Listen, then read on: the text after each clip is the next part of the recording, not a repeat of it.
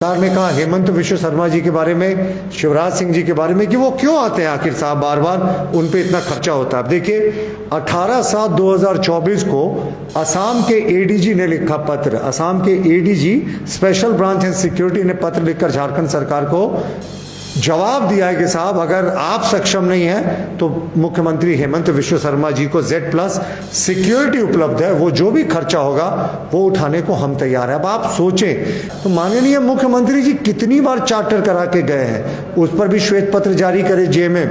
जब सुनिए वो मुंबई, जब सुनिए वो दिल्ली, वो चार्टर बनारस, जहां मुख्यमंत्री जी की जो चार्टर यात्राएं हैं, तो हेमंत 1 और हेमंत 3 में जो चार्टर यात्राएं हैं वो भी सार्वजनिक कर दे।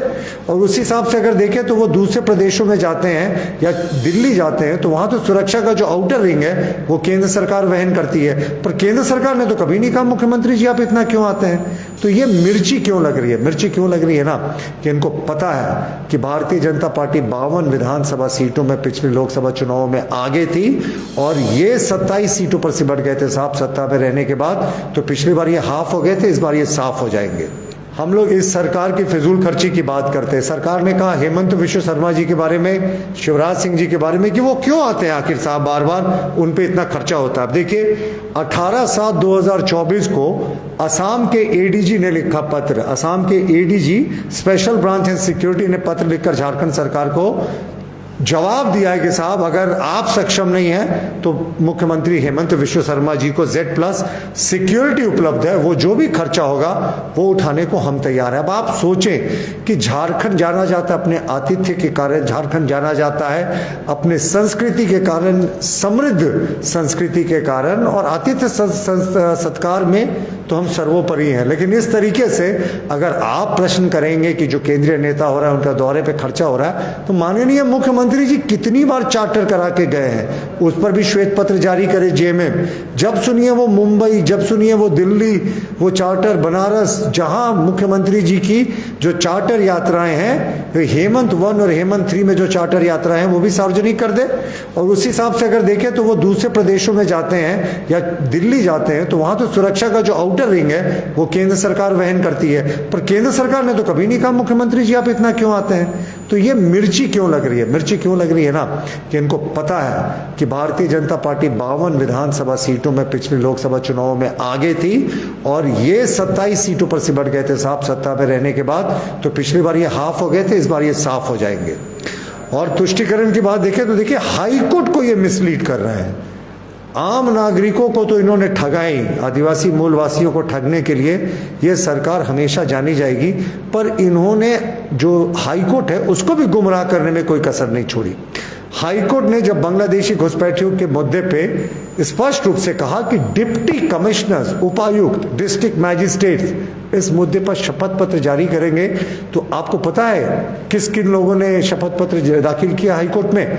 LRDC, SDM, CO, additional collector. क्यों साहब? डिप्टी कमिश्नर हाईकोर्ट के आदेश को भी वो अवमानना कर रहे हैं, जब हाईकोर्ट का स्पष्ट आदेश है कि डिप्टी कमिश्नर्स इसमें आदेश देंगे कि किस तरीके से चिन्हित किया जा रहा है बांग्लादेशी घुसपैठियों को और किस तरीके से उनको बाहर निकालने के लिए राज्य सरकार क्या कदम उठा रही है। लेकिन राज्य सरकार ने इस पूरे प्रकरण को ठंडे बस्ते में डालने के लिए, लगता है कि वो टालने के लिए कनीय अफसरों से ये एफिडेविट दिलवाया कि हाईकोर्ट में फिर अगला डेट पड़ेगा, फिर अगले बार कोई बहाना बनाएंगे, क्योंकि बांग्लादेशी घुसपैठिए इस सरकार के खास है। हम तो लगता, हम बार बार कहते हैं, हमें तो कभी कभी लगता है कि ऐसा लगता है इन बांग्लादेशी मुसलमान घुसपैठियों को इस सरकार में दामाद का, जमाई का दर्जा प्राप्त है। क्योंकि जिस तरीके से स्पेशल ब्रांच ने 2 जून 2023 को पत्र लिखा और कहा कि बांग्लादेशी घुसपैठियों को संथाल के क्षेत्र में बड़े पैमाने पर लाकर मदरसों में टिकाया जाता है और फिर वहां से उनके कागजात बनाकर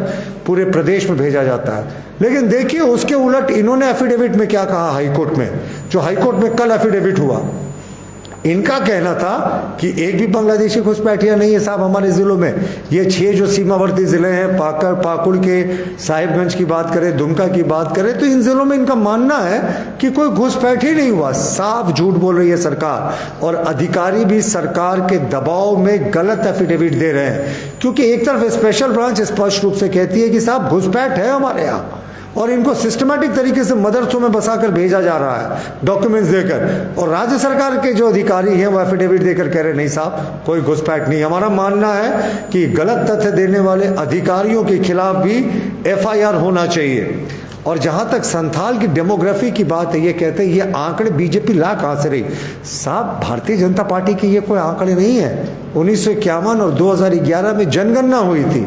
1951 की जनगणना की तुलना करें और 2011 की जनगणना की तुलना करें, जिस समय 60 वर्षों में 85% कांग्रेस के जिम्मे बॉर्डर की सुरक्षा थी, तो उस समय संथाल के इलाके में आदिवासियों की आबादी 16% घट गई और मुसलमानों की आबादी 13% बढ़ गई।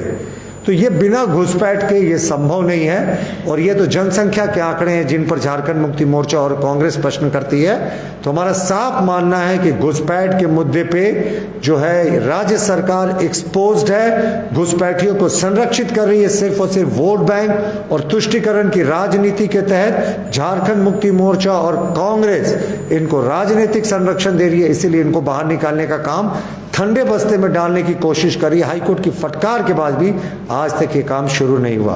तो यही सरकार का हाथ है, करप्शन के साथ, घुसपैठियों के साथ। एक तरफ ये बड़ी बड़ी बातें करती है कि हम घुसपैठ को बर्दाश्त नहीं करेंगे, लेकिन ये तो स्थानीय मुसलमानों का हिस्सा ही पे ये कुठाराघात कर रहे हैं इस तरह के वो कदम उठाकर। जो बांग्लादेशी घुसपैठी है वो अल्पसंख्यक कल्याण की जितनी योजनाएं हैं वो खा जा रहे हैं यहाँ के अल्पसंख्यकों का।